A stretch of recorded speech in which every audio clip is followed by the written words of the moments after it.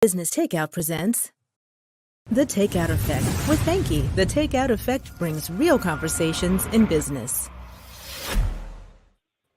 Welcome to The Takeout Effect, bringing you real conversations in business. I'm your host, and my name is Banki.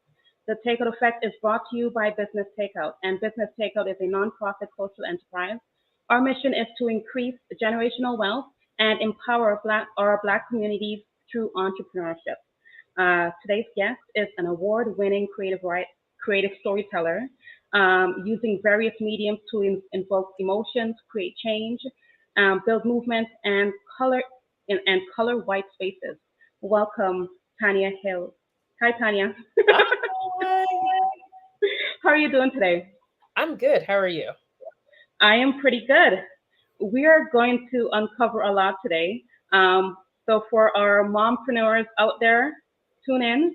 We're going to talk about building relationships when it comes to business. We're going to talk about Black mom connections.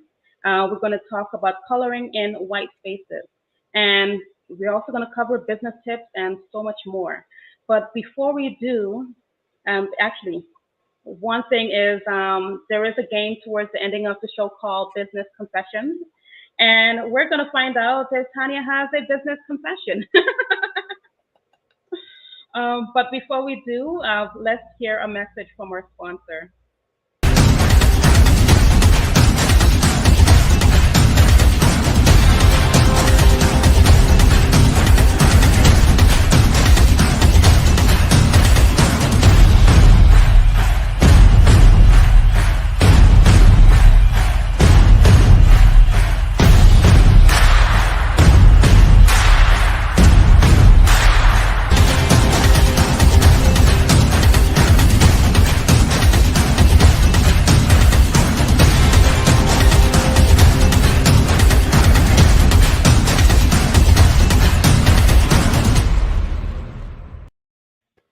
We're back.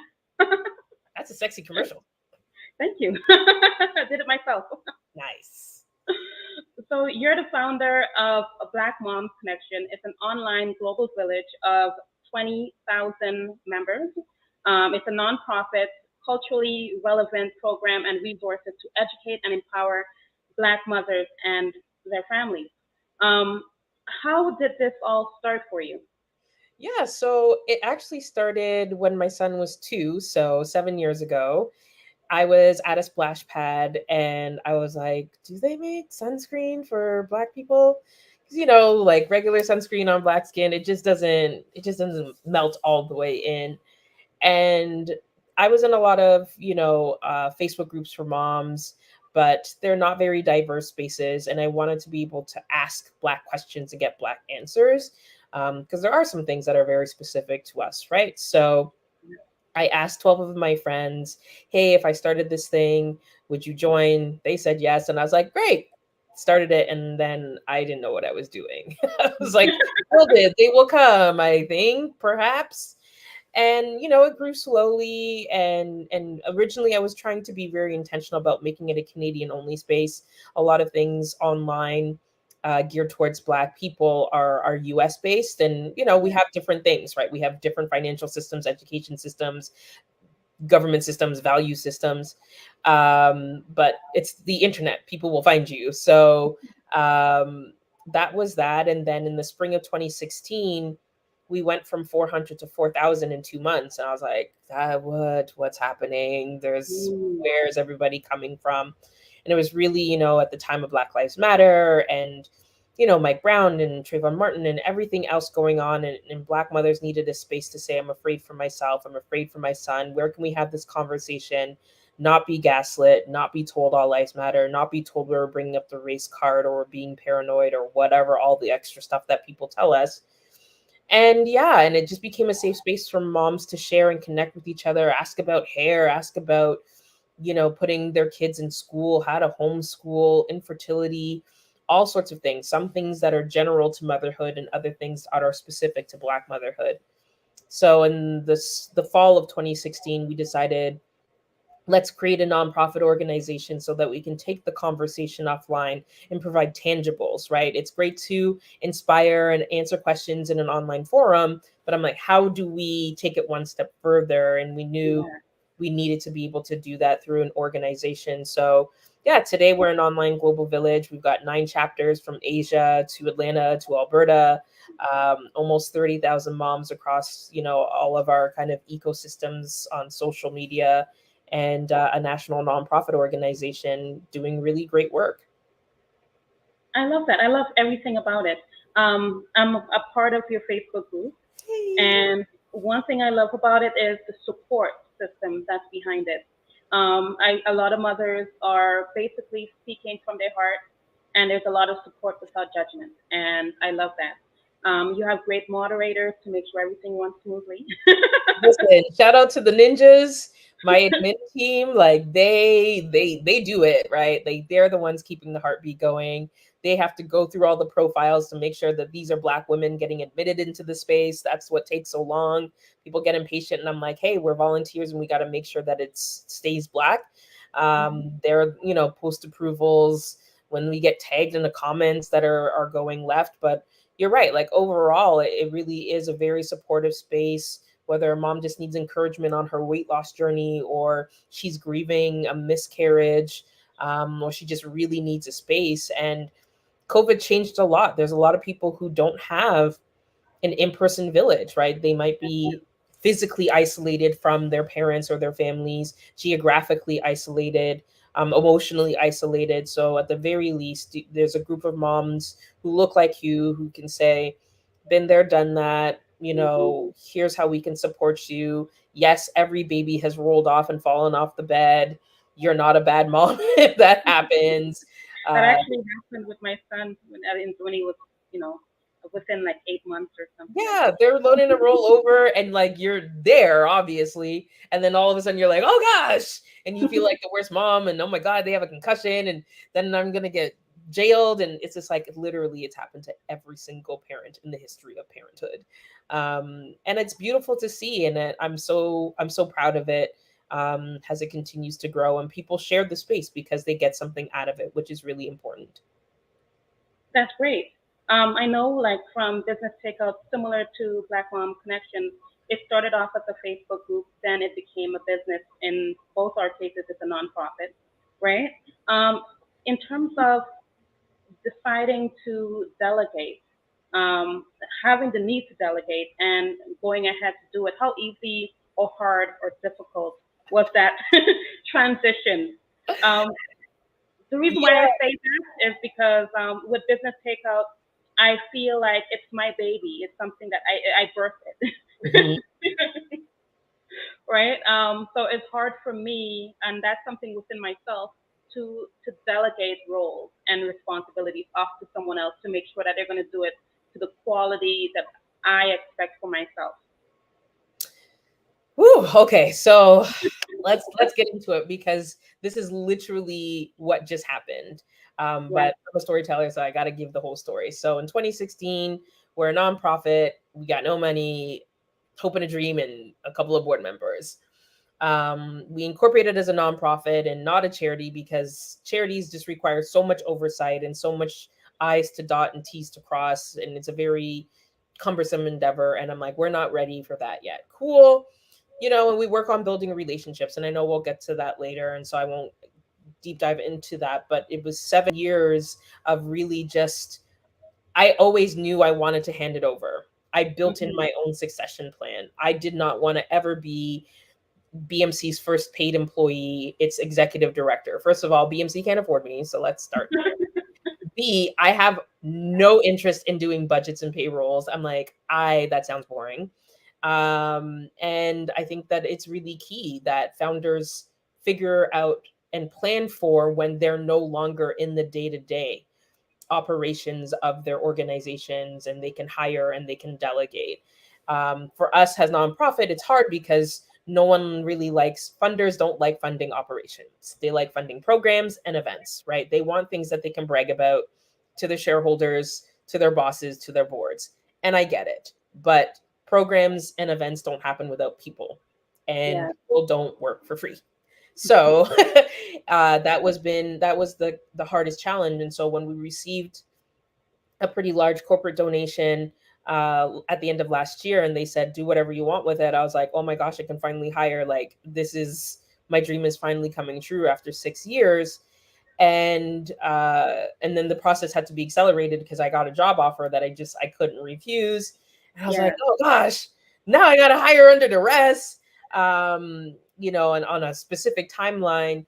But we found the right person who is just going to take us from where I've stewarded the ship to a different level, set us up, get us some policies and procedures in place, project manage our current team of contractors and vendors, continue, building the relationships, go seek grants, do the things that I just couldn't do, right? As a single mom who was running three businesses, I was just like, I just don't have the time to search for grants and write grants. Like, it's just impossible. So knowing that, okay, there's someone who's paid to do that work and will hopefully secure more coins for us so that we can hire an executive director full time. I want to be a nonprofit and make sure that we're paying a living wage, right? Nonprofit and charitable space is notorious for underpaying people, especially Black people. I can't be a Black organization underpay Black women. I will get jacked up, and I don't want that for me.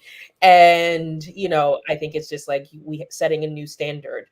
So I was ready. I was so ready. I've been ready. I was born ready to delegate and to hand it over. Everyone's like, what's going to happen with BMC? And I'm like, it's not going anywhere. It's going to grow. It's going to be a $10 million organization in 5 years, right? Like we just need someone who's literally paid to do the work that I was doing for free for 6 years. And, the onboarding is hard because all the institutional knowledge is literally here, right? Some of it's written down and some of it's in emails, but so much of it lives with me. And I think that if you're a founder of any organization, whether it's for-profit or nonprofit, you have to start thinking, where does all that information live that someone needs to know to take the ball and run? Even right now in my new place of employment, I'm saying, hey, like, let's start getting in the habit of using the shared drive. If I win the lottery tomorrow, I'm out. So everything that I know is either going to be in that shared drive in my email, or it's going with me. And then what? Now you have to start all over from scratch. And so much time is wasted and lost there. So really just set your organization up by putting things in documents and Google Drives and shared folders. So that way, like, there becomes a library of your organization, and it doesn't just live with a person. BMC stopped being just about me the minute it became a nonprofit organization, right? So I'm this, like, it's not me. I'm the face, I'm the founder. I'll be that forever. I'm its current board chair. I won't be that forever. It propels me and it gets me into rooms, which I try to in turn bring back into the organization.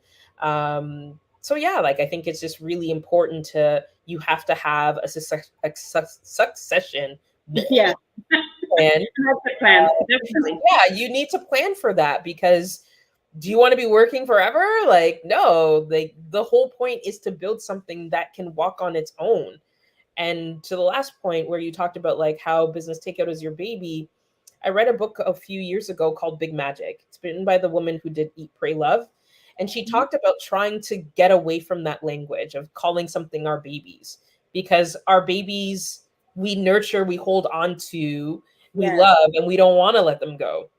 And at some point in time, in order for your project, your organization, your business to grow, you have to let it go, right? Same with children. You can homeschool, but at some point in time, they're going to leave the nest, right? And are they going to be prepared and armed to face the world when they leave the nest? So I think it's really important, that language of like, it's not your baby. Because if you had to cut off an arm to save your baby, it's much harder to think about doing that to your actual child. So making sure that like you don't see your business as something that you wouldn't make drastic cuts to in order to make it better. I love that. And that book, what is it called? Big Magic? Big Magic. Okay. that sounds familiar. But after the show, I'll get the information for you from that book. But I know you said you nailed a lot of different things. Having an exit plan, definitely for sure. Knowing that when you build something, that you have to let go. You have to let go, and you gotta, bring other people on and let them grow as well with the organization because it was built to help others, right? So, I love it. And the transition going from a Facebook group to a nonprofit and just the different responsibilities that have in itself, grant writing and all of that. That's really important. And I wanted to really talk about, you kind of touched on it, opportunities that you've gotten as a result of that. So how have Black Mom Connections, what type of opportunities have it given you, being the founder of such amazing? Tons. And the crazy thing is, like, I'm grateful for every single one of them. Like, it's sometimes so humbling and sometimes it's truly an embarrassment of riches. So I'll speak from two perspectives. How has it enriched me personally, and how has it enriched the organization? So me personally, I think it's just when I think about where I'm at, right? Who I work for now, um, the accolades that I have, the titles that I have, all are a result of this organization that I started. It's the number that gets people's attention, right? When I say it's an online village of 30,000, whoa, that's a lot of moms that you can corral, and like you built that and built it from scratch, and they weren't bought, and there was no like major campaign. It was really just slow build, one mom at a time. Um, you know, being the so BMO gave me an award in 2018, L'Oreal Women of Worth in 2020, Women of Influence in 2021, um, getting to meet Michelle Obama, uh, Mhm. getting to be a delegate to MPs in the House of Commons, getting to chat with everyone from senators to mayors to MPs, like a ton of places that I would not have foreseen 10 years ago. Right. 10 years ago, I was just like, all right, I'm about to be a mom. Oh my gosh, this is crazy. What am I doing? Mhm. Now today, it's funny. I literally this evening, I go to pick up my son from camp. I'm just walking, and I have my headphones on. I'm bopping to Beyonce, and then this lady, this Black lady, she's with her young toddler, and she's just like, "Are you a storyteller?" And I'm like, "Mm-hmm." She's like, "Are you Tanya?" I'm like, "Yeah." She's like, "Oh, I remember." And that used to happen so much before the pandemic. I'd just be out like dollar store, just minding my own business, and people are like, "Oh my God, Tanya!" I'm like, "Hey." And of course, it became, they're a member and stuff, and I love that, and just being able to know and hear in real time the impact that it has, because as much as, yes, it's enriched my life, doing a TEDx talk, all these other writing opportunities, speaking opportunities, networking opportunities. Even more importantly, is the validation that the organization has gotten. Being able to partner with TD, BMO, Unilever, Facebook, L'Oreal, those are big name conglomerates that people know and trust. And That's so true. when it says to other entities, hey, if a bank trusts them, they must be doing something right, and it's incredibly validating. And so, when we can put on an event and then people leave like, oh, wow, I learned a lot. And now I'm going to invest. And you talked about generational wealth. We have a financial literacy program. It's 8 weeks. And from that program, moms have bought houses, they've bought Mhm. investment properties, they've knocked out $20,000 in debt, they've gotten their children into investing. They are starting the generational wealth that's so important to us, because it is a huge I love that. concern in our community. And I'm like, all of that just from one idea 6, 7 years ago is unreal to me, and it's so powerful and so moving. And I'm just like, if we had more money, we'd be able to do more things. um but we're building slow, but we're building in the right way, and that's what I'm most proud of. Amazing. I love that. And how did you get into public speaking? I'm a chatty Cathy, like I was always that person probably in my report cards that I talk too much. Mom used to tell me I chat too much. I think at the end of the day, I love storytelling. I think it's the world's oldest way of communicating. It's how we pass down recipes. It's how we share information, right? And so the root and the commonality between everything that I do is I love telling stories. I love telling other people's stories or my own. If I can amplify Black people, Black women, I will always take every opportunity to doing that. So I'm really grateful. And, I think it's just my nature, right? Like I'm not a corporate wooden person. And I think that people can relate to me. That's really important because I think like you can teach on a topic, but if you're like, in today's class, we're going to whatever, it's going to go in one ear and out the other. I'm just like, all right, so we're going to talk about why Fenty Beauty ate Victoria's Secret for breakfast. And people are like, oh, what are we going to talk about Fenty Beauty, right? And it gets people engaged. So I think that that's just been the fun part. And it's been something that I've wanted to try and increase and do more of. And TEDx is just going to send me into a completely different stratosphere because, that's not something that just anybody can just pick up and do. And it's a lot of work. It's a lot of work.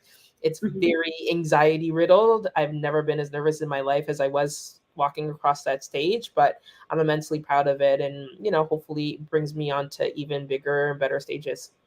Amazing. I think I saw on your website that you've been seen on City Line, The Morning Show, Breakfast Television, Metro Mornings, the Collision Conference, Build Your Own Brand, the Retreat, Canadian Planner Conference, Branded TO, and more.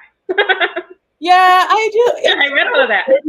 Like it's just weird, right? Like when people list off the things that I've done, I'm like, oh gosh, like first of all, it sounds obnoxious, but it's just like it's crazy. All of these things, with the exception of like Collision and like some of the other ones like Branded TO and Build Your Own Brand, where it's really just like, but still BMC, right? Like BMC is also a brand. It's a business. And it's an excellent brand. Our logo is excellent. Our branding is excellent. Across the board, we have our socials. We're on point. Our website's clean. It's concise. Our messaging is very clear. So when people are talking about like, how do I build a business? How do I build a brand? How do I use social media to build a business? And I'm like, that's a great case study. And then all the other places that I've gotten to talk about, whether it's Mom 2.0 Summit or, sometimes the news will call me. They're like, hey, there's, something about childcare in the federal budget. Do you want to talk about how that impacts moms? Sure. And the great thing about media is once they know that you're good at doing it and that you're responsive, they'll call you again. Right. So I have a really good relationship with CBC. They call me on a regular basis. Done radio, I've done TV, I've done print. I feel like I've done all the forms of CBC because they know that, okay, we can call Tanya, my entrepreneurship days, last minute, okay, can we be at your house in an hour to talk about March break and travel plans? Sure. So I think it's just media opportunities are there. And it's not me trying to sell BMC, right? But they'll introduce me. They're like, Tanya, founder of Black Moms Connection. That's a brand hit. And I didn't have to sell it to them. They came to me and they're just like, we want someone who can talk on behalf of mothers about X topic. And they know that they have me as a resource to do that. So I'm immensely grateful for sure. Definitely. And how about creative writing? Oh man, that I've always done. I've been a writer, I think, since high school, but the thing is I didn't call myself one. I think I didn't think I earned the title. I felt like you had to be paid in order to call yourself a writer. A writer is a person who writes. The end. And some people do. There's creative writing, there's corporate writing, there's copywriting, there's ghost writing, there's so many different forms. And so for me, one of the biggest catalysts was when I was picked up to write for a Black owned site in the US, Blavity. They were just starting out. No know one them. knew what they were. And I wanted to be able to write blogs outside of my own personal blog. I'm like, if I want to level up as a writer, I need to be able to write other places. And, was able to do that. And one of my first biggest bylines was with Teen Vogue when I wrote a piece. And I was like, wow, my words are in Teen Vogue. Like, that's so cool. And then, I wrote something on my own blog and it got picked up by Huffington Post. And I think just if people are just like, how do I get myself out there? I'm just like, no one can find you if you don't write. Yeah. you You know, can't like, win the lottery if you don't buy a lottery ticket. like legitimately, the first step to winning the lottery is buying a ticket. The first step to writing is opening your computer, your phone, whatever, and writing, and then posting it somewhere that someone can read it. You don't know who's reading you. You don't know who's following you. You don't know who's sharing you. You don't know where it's going to be shared to. That's the domino effect. So I think that it's really important. If you want to speak, start speaking. Do IG lives, do videos, create something like what you've done. If you want to write, Medium is free, WordPress is free, Substack, I don't know about Substack. Like there's so many different places. IG, like TikTok, like use social media to your advantage Yeah, to establish yourself as what you want to be. If you want to be a writer, open any type of platform and start writing, and then boom, you're a writer. exactly. No, you nailed it. You definitely nailed it. For me, I wanted to be in front of the camera. Took me years to do so. But here I am, right? I just kind of like did it. Exactly. Yeah, It's you, your camera, your house, and StreamYard, which is like one of the best tools and it kept is. secrets. People don't use it very often, and they really should, because there's so many cool features to it. But I'm like, you don't need to wait until the media comes to you or that you can land in the media to put yourself in front of the camera. You have a phone and a voice and a Do it. mic, that go forth. Exactly. Wanted to touch on business tips. Before I get to business tips, there's something else I wanted to talk about: building relationships, right? Mm. So, how important it is for you for business owners to build relationships, in your opinion? Probably number 2 on the list of important things in building a business. Number 1 is having a plan. Number 2 Mm-hmm. is building relationships. So in BMC's case specifically, um, 2017 August. So the timeline. October 2016, we incorporated. Yes. August 2017, we had our very first event, the Black Moms Connection Conference. I'm very good at naming things very simply because I'm like, I don't want people to have to guess what it is, right? Yes. It's a conference with Black moms, full stop. And through a contact that I had at TD, I reached out and we applied for funding.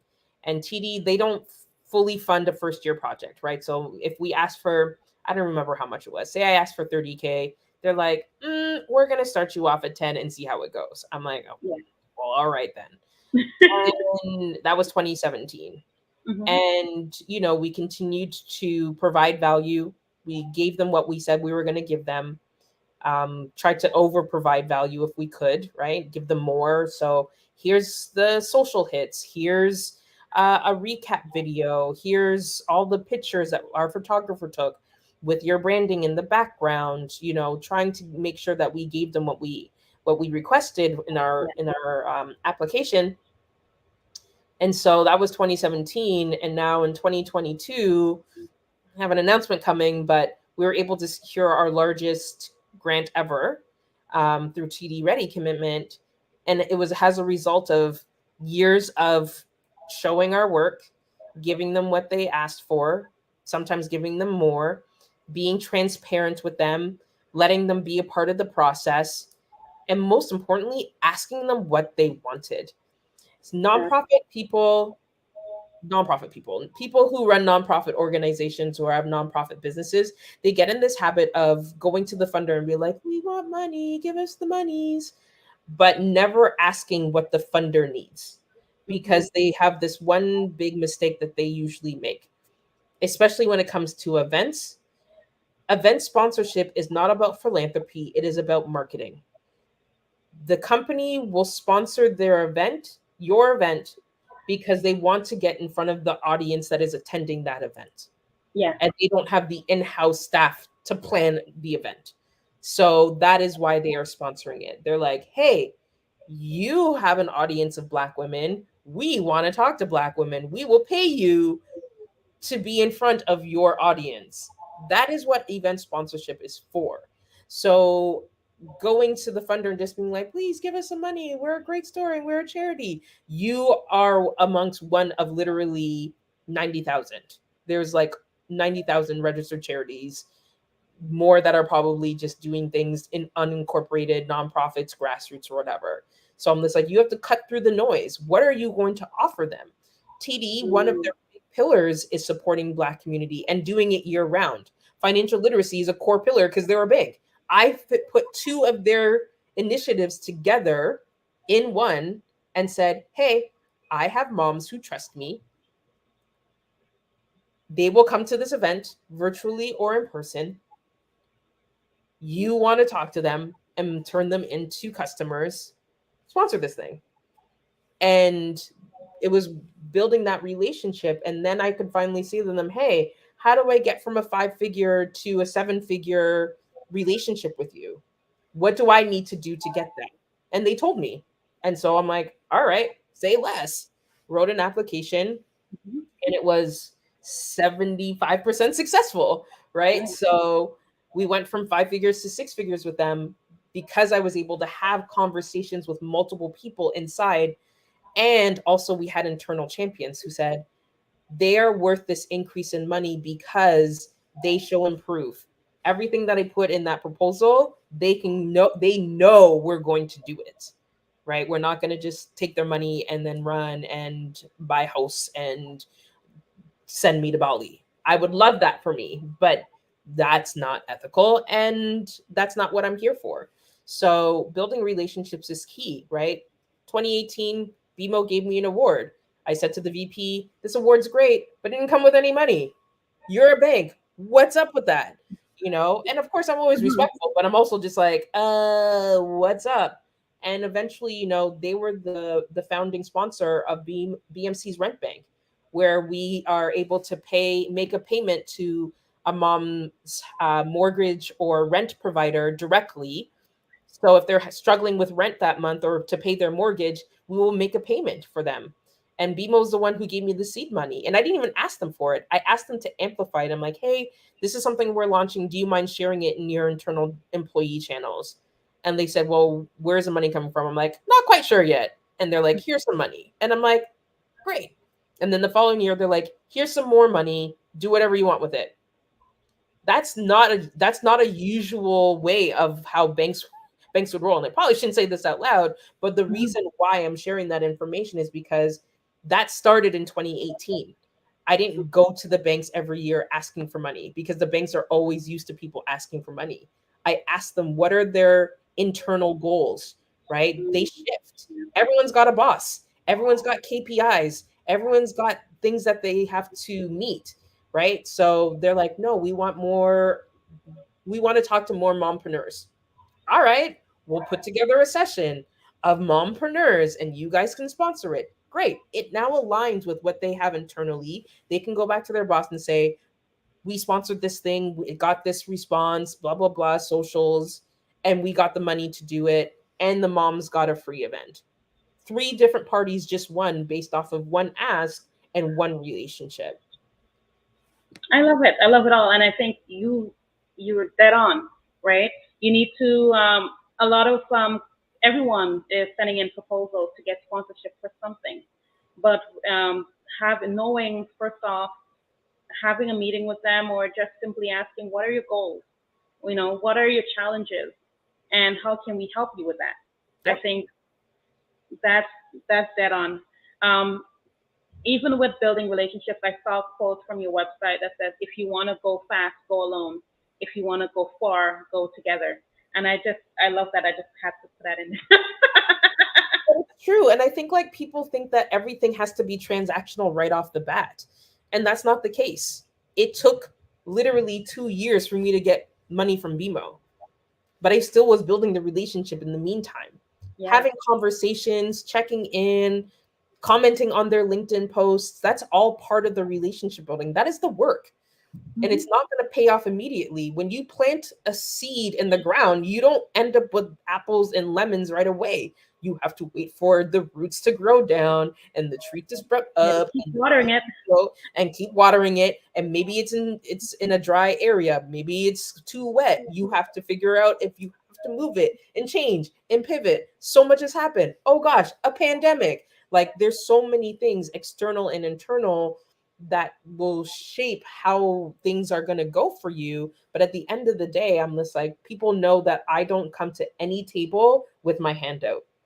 I come to a table, I'm going to learn about who you are, what do you do, how can I help you, what are your pain points, and how can we mutually beneficially help each other.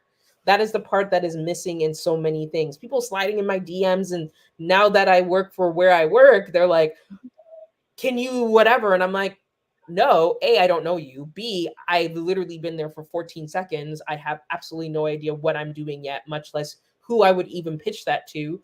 And you haven't given me a reason why I should do that other than putting money in your pocket. What is the value to my now employer to bring you in as a vendor? You haven't shown that to me, and we haven't had a conversation. And it's an easy no.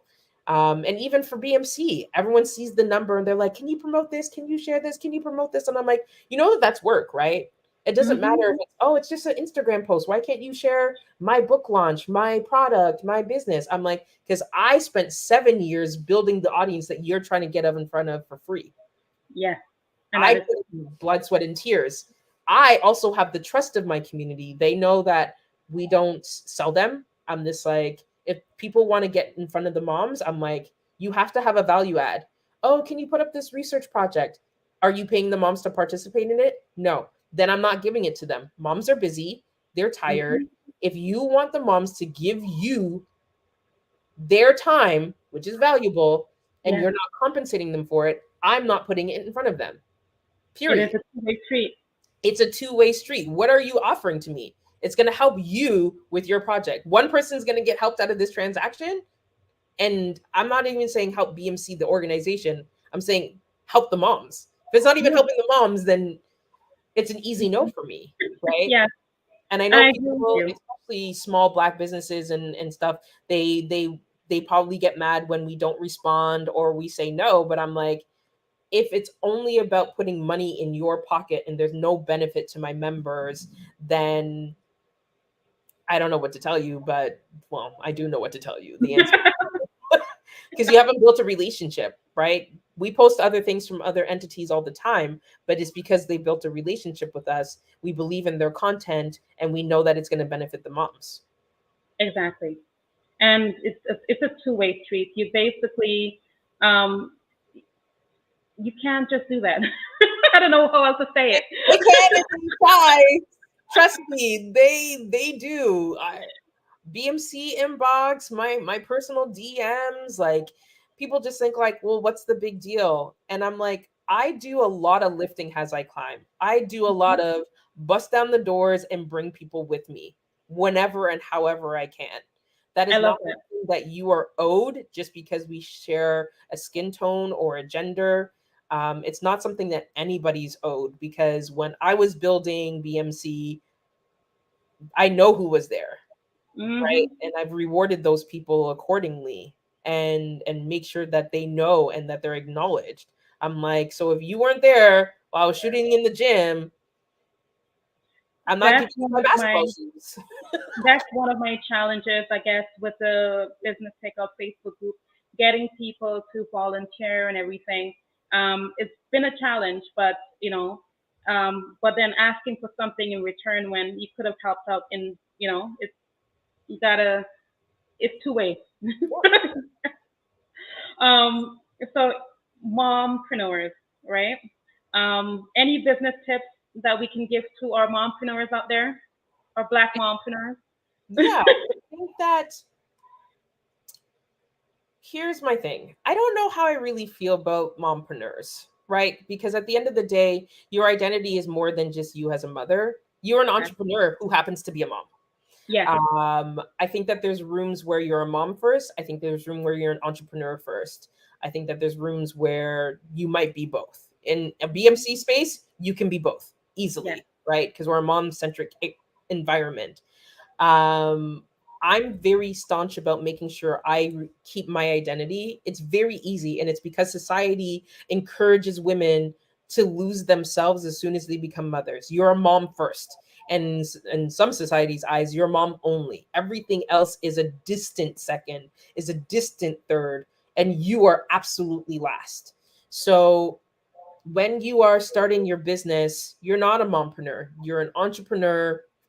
You're also a mother. You might be a wife. You have a ton of identities. So I think it's really important to just stand really strong in that. A lot of times, especially when we're starting out and we don't have a ton of capital, oh, I have just a small little business, or I'm just doing, I love the puppy. We always do this like high pitch. We use the word just a lot. Remove that from your vocabulary. It's not just a little business. It's a business, right? It's a small business. No, you're not Coca-Cola yet, but Coca-Cola started somewhere too. So give yourself the credit. Do your work. Do your homework. Everyone wants to skip that part because it's not sexy. But I'm like, Black Moms Connection hosted the first Black Mom conference in North America in 2017. Have there been others since? Yes.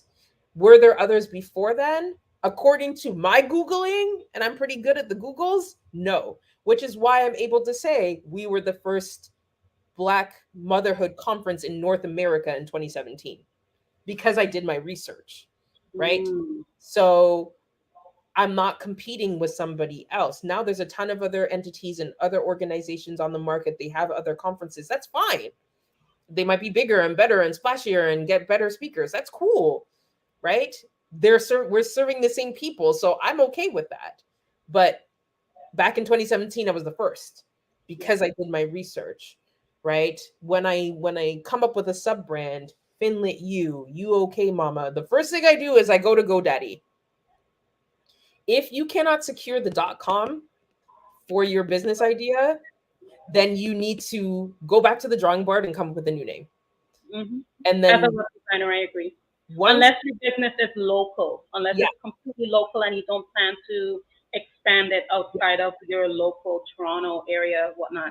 .ca is okay if you only ever want to sell to Canadians. Yeah. If you want to be a global brand at any given point in time, you need to secure the .com and you need to secure all the socials, and not with underscores, not with dashes, not with crazy spellings, because people will forget it. They will tag the wrong company, and then you don't get the ats and the engagements and the insights that you need because people can't find your business. If Black Moms Connection was Black Moms Connect on Instagram, but Black Moms Connection everywhere else, our Instagram, you know what I mean? Like, it would just be harder. Yeah. Twitter is far off because we're limited by characters. That's a different story, right? That's true. But I'm like, I don't do anything unless I can secure the .com and at the very least the Instagram. Facebook, I don't need because we have our Facebook group and our Facebook brands. Twitter, I don't need either because Twitter is a very specific channel for a specific cause. At some point, do we need to have a TikTok account? Probably. Does someone have Black Moms Connection on TikTok? They might. And if they do, that's on me for not securing it when TikTok blew up and became popular. That being said, when someone Googles Black Moms Connection and it goes to my brand that's been around since 2016 and my IG's been around since 2016, but then this TikTok's been around since 2022, people are like, are these two entities connected? They're going to connect the dots, right? And they're going to see that, oh, it's not the logo that's consistent across all the socials, right? so many businesses focus on the wrong things in the beginning. I'm like, you don't need a sexy website. You need something basic that tells people where to go. Stop telling people DM me for prices or go to my Instagram for pictures. You need real estate that you own. You need real estate. Facebook, Instagram, Twitter, TikTok, Snapchat are all rented properties. You Yes, do not own them. And the minute that those entities decide that they want to shut you down, you are screwed. Which exactly. scares me every day because all of BMC is on Facebook. Until we build our own separate app, that's where everything lives. But people Hmm. can find out about us, what we do, how we do it on our own property. You can go to blackmomsconnection.com and find everything that you need to know about us as an organization on Yeah, property that we control, that we own. I love that. And as a web designer, I co-sign everything that you just said. It's what I tell my clients. We're like, stop with the Wix. Because, the and I get it. When you're starting out, you got to pick where you're going to put your pennies. But a domain is very cheap, Hmm. especially if it's something unique. It's not going to cost you a lot. Like the amount of times I give GoDaddy $40, I'm like, Yeah. I register it for 1 year and get the domain protection. I'm like, I have so many domains, and then if I know I'm not using it, I'll let it go. But at least it's mine to let go, as Let me opposed tell you. to I have an idea. I had something and I loved it, and then I Hmm. had to let it go, and I was like, oh, someone else has it. I'm so sad. Business Takeout. I bought the domain name before my son was born. He's 11 years old now. And it wasn't until 2018 that I made it into a Facebook group. And in 2020, I registered it as a nonprofit. Bam. So I had the domain name there the whole entire time, not knowing what to do with it. I just liked the name. Exactly. And it's just like, if you know that I'm not ready to do anything with it yet, but I want to keep it, then just renew it, right? Yeah, It is yours until you let it go back into the pool.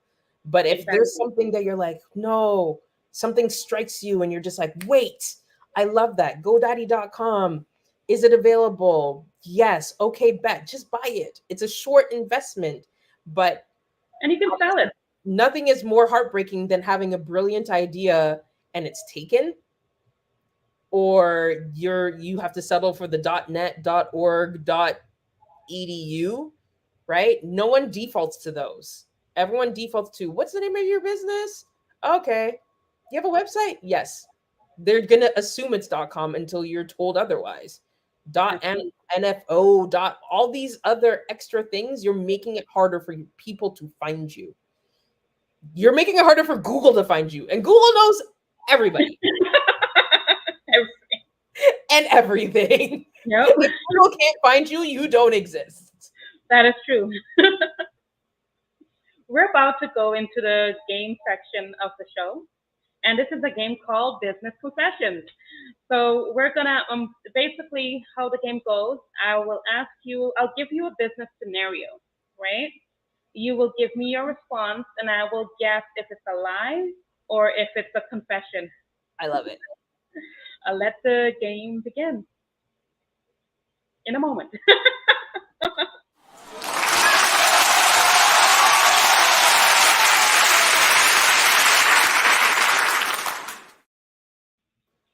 Okay, tell me about a time when you were about to give up on a particular task, but instead you persevered and you succeeded. So I worked for an event catering company, and I got to the event and realized I did not place a kitchen order. A kitchen order is what is the sheet that tells the chefs, I have an event, it's at this place, at this time, for this many guests, and this is the menu. And I got there, the hour or two before the guests were to arrive, realizing that I had no kitchen order and no food to feed people. And how did you overcome that? But you have to figure out if it's true or not first. You have to tell me if it's true. I think it's a lie, but go ahead. You think it's a lie? No, it's actually true. That actually Oh, happened. Yeah, it was crazy. I had to call. First of all, I was freaking out.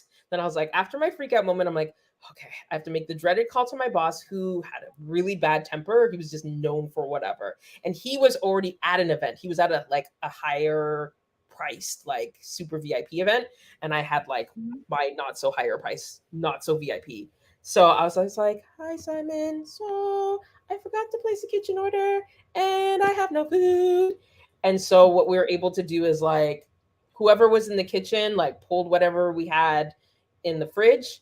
Also, I got to like rob the VIP event slightly and like any extras from that event, because the chefs always make extras for everything.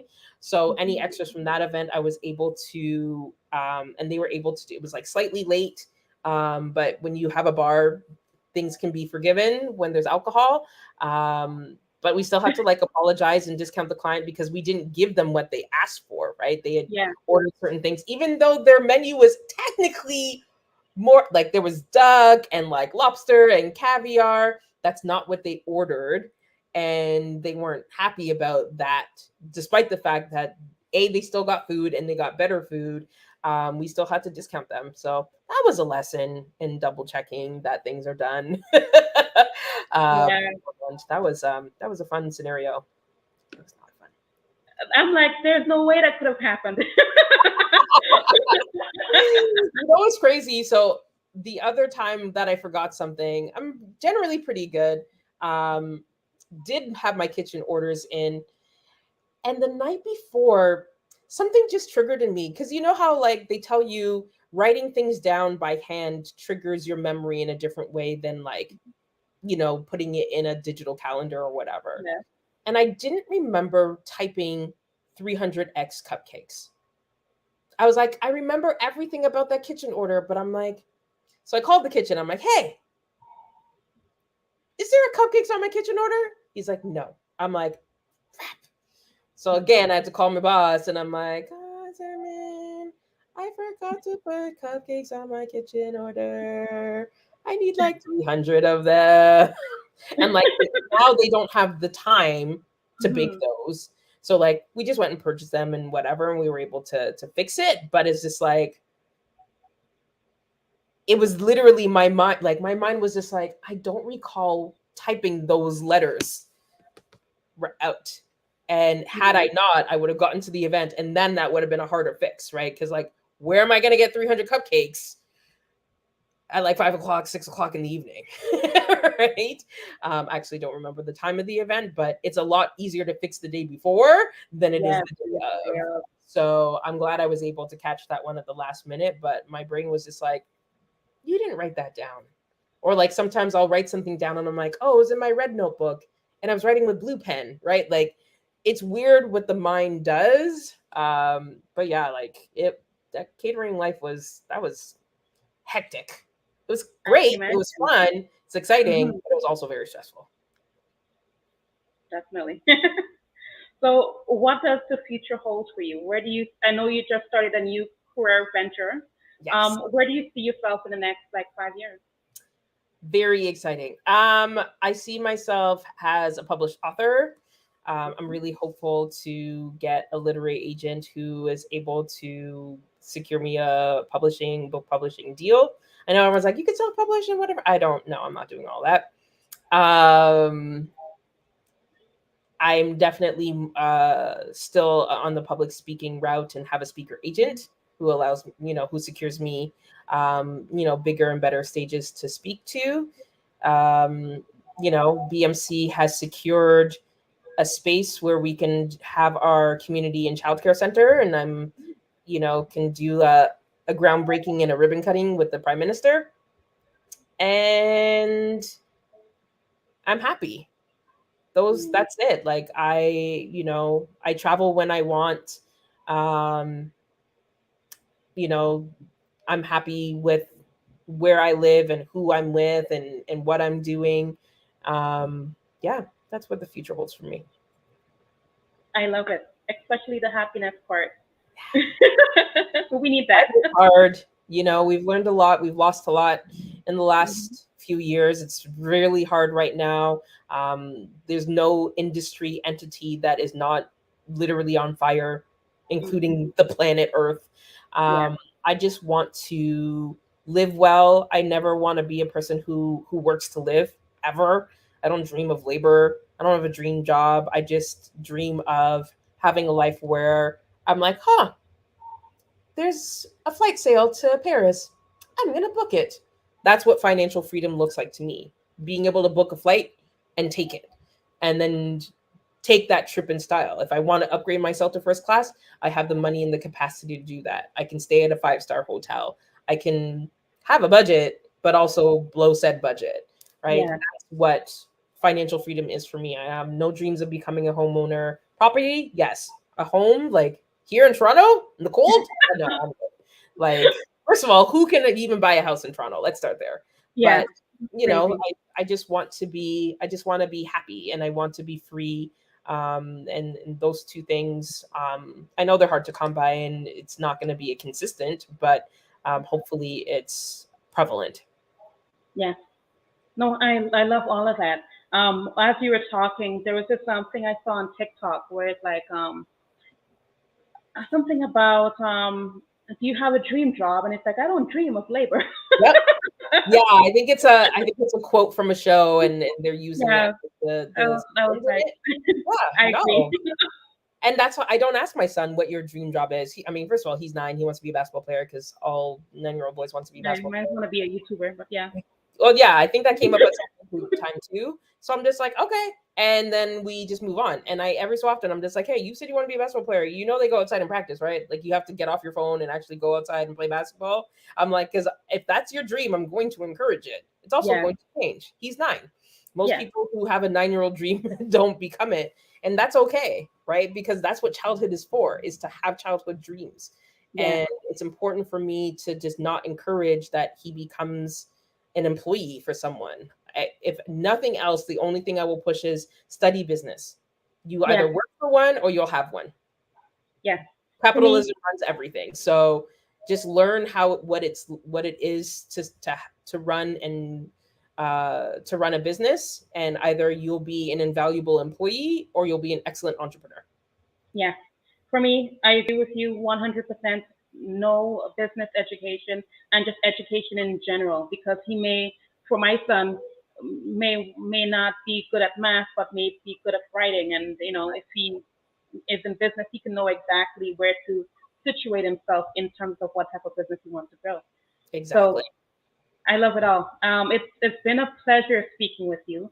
I've really learned so much from speaking with you in this conversation. I've gained a lot of experiences. I need to get that book you were telling me about, Big Magic. Yes. And we'll talk about that after. How can someone get a hold of you if they want to reach out to you? Yeah, my website, tanyahayles.com, what you see below. I'm on LinkedIn, I'm on IG, I'm on Twitter. I'm on all the things, all the places. Pretty easy to find, pretty approachable. So yeah, shoot me a question or DM. Just be respectful and be mindful that life's and busy seasons ebb and flow, and I will get back to people when I can get back to them. That is true. And it's been a pleasure speaking with you. For everyone who's watching, please feel free to like, share, subscribe if you're watching from YouTube. And everyone have a wonderful day. And Tanya, stay around for a bit, just for a second. But everyone else, bye. See you next week. If you enjoy our programming and want to help support Black entrepreneurship, please donate today. www.businesstakeout.com/donate.